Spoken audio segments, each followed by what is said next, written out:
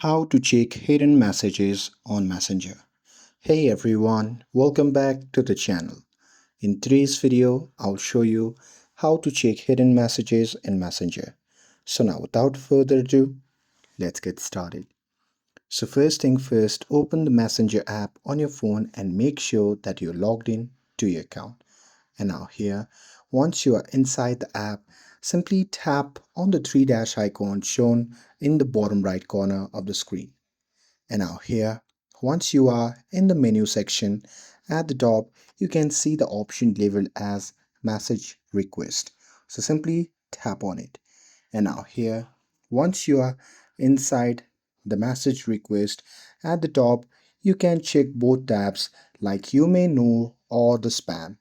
And here sometimes imported messages like from jobs or old friends end up here. So that's it. That's how you can check hidden messages in Messenger. With this, if you found this video helpful, then don't forget to like, share, and subscribe to get updated for more videos. Thanks for watching, and I'll see you in the next video.